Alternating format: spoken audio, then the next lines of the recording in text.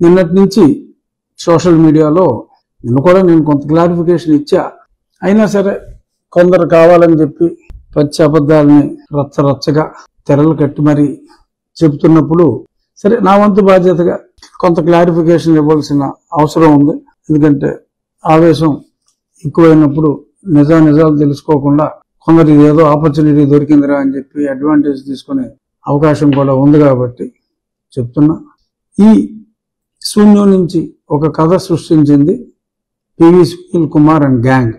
Aim Ambedkar India mission అనే ఒక సంస్థ మిషతో వీళ్ళు ఒక యాంటీ సోషల్ ఎలిమెంట్స్ లాగా ఆ పివి సునీల్ కుమార్ తయారయ్యాడు. అతను ఆడిస్తున్న కుట్ర, మరి ఆ కుట్రలో మరి అతని చేతుల్లోనే మరి అన్యాయానికి గురి కాబడిన గతంలో కొంతమంది వ్యక్తులు కూడా మరి ఆ ట్రాప్ లో పడ్డారో లేదో నాకు తెలియదు. అది అంత తెలుసుకోవాల్సిన అవసరం కూడా పూర్తిగా నాకు లేనప్పటికీ నేను ప్రధానంగా సునీల్ కుమార్ అండ్ బ్యాచ్ ఇవాళ మధ్యాహ్నం 3 గంటలకి భీమవరంలో కూడా ఏదో చిన్న హడావుడి చేయాలని చెప్పి చూస్తున్నారు. తప్పులేదు, ఒక అబద్ధాన్ని నిజం చేసే ప్రయత్నం చేసుకుంటే చేసుకోనివ్వండి. ఇక్కడ నా నియోజకవర్గంలో నేనేం చేస్తున్నానో నేనేం చేశానో అందరికీ తెలుసు. అందుకనే మరి బయట నుంచి ఈరోజు సాక్షి పేపర్ వాడు కూడా అమలాపురంలో ఎవరితోటో స్టేట్మెంట్ ఇప్పించుకున్నాడు. అమలాపురం వాళ్ళకి ఏం తెలుస్తుంది ఇక్కడ మా ఊర్లో జరిగిన సంగతి. నిన్న వాళ్ళు ఫ్లెక్సీ కట్టి దారి మూసి అంబేద్కర్ విగ్రహం దాకా తాళ్ళు కట్టి ఎవడొస్తాడో చూస్తానని ఒక హిందూ సెంటిమెంట్కి, హిందూ దేవాలయానికి అడ్డంగా ఫ్లెక్సీ కడితే నేను ఫ్లెక్సీ చింపేశానని చెప్పి గొడవ చేసేస్తున్నారు. నేను ఫ్లెక్సీ చింపలా, ఆ కర్రని రిమూవ్ చేసి అది పక్కన పెట్టడం అయింది. ఏ దేవత ఏ దేవుడి గుడి దగ్గర వీళ్ళు ఇది చేశారనేది చూపిస్తా. ఫోకస్ చేయమ్మా, నీట్గా ఫోకస్ చేయి. మొత్తం గుడి ఫోకస్ చేసావా? ఓకే. సో ఇది నాగేంద్ర స్వామి గుడి.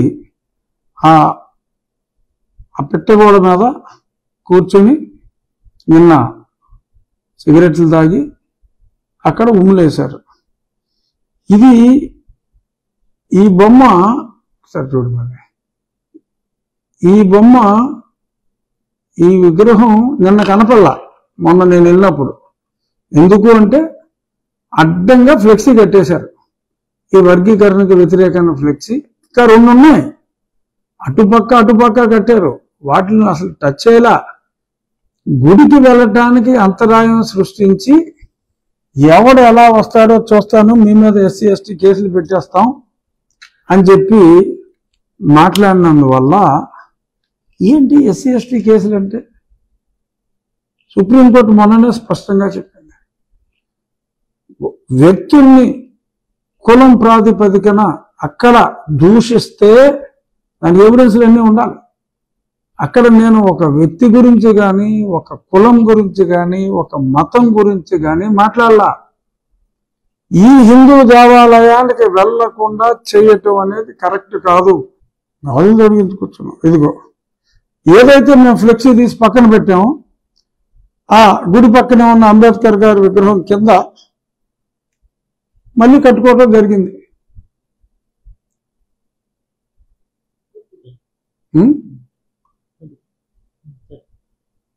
అదే ఫ్లెక్సీ నేను చింపేస్తే వెంటనే ఎలా కడతారు ఇక్కడ? అదే ఫ్లెక్సీ పాలాభిషేకం చేశారు అంబేద్కర్ గారికి, మంచిదే, ప్రతిరోజు చేయండి పాలాభిషేకం. He deserves it. ఈ సచ్ ఎ గ్రేట్ మ్యాన్. అనగదొక్కబడ్డ హిందూ మతంలో అనగదొక్కబడ్డ వర్గానికి ఆయన చేయూతను అందించి రిజర్వేషన్ సిస్టమ్ పెట్టి ఆదుకున్న మహానుభావుడు. పూజించండి. ప్రజాభిష్టం మేరకు మా గుడికిలోకి వెళ్తే ఎస్సీ ఎస్టీ కేసులు పెడుతున్నారంటే ఎవరు పెడతారా? ఎస్సీ ఎస్టీ కేసులు కొన్ని నిర్దిష్టమైన ప్రమాణాలు పాటించాలి. ఆ ప్రమాణాలు పాటించకపోతే కుదరదు అని చెప్పి ప్రజలందరూ చూస్తూ ఉండగా వీడియో తీస్తూ ఉంటే ఆ కర్రను తొలగించి ఆ ఫ్లెక్సీని భద్రంగా పక్కన పెట్టడం జరిగింది. అదే ఫ్లెక్సీ వీళ్ళు ఇక్కడ వాడుకున్నారు. అంబేద్కర్ గారు అవమానించారు, ఫ్లెక్సీలు చింపేశారు. ఏంటి ఏం చేశారు? ఏమీ చేయాలి. అంబేద్కర్ గారిని గౌరవించాం. అంబేద్కర్ గారు రాజ్యాంగ రూపకర్త, అందరికీ గౌరవం అంబేద్కర్ గారు అంటే. మీరే ఆయన అనవసరంగా ఆయన పేరు ప్రఖ్యాతుల్ని మరి తక్కువగా అంచనా వేస్తున్నారు. ఒక మహా వ్యక్తి Ambedkar. And finally I respect doctor Ambedkar. జై భీమ్. Thank you.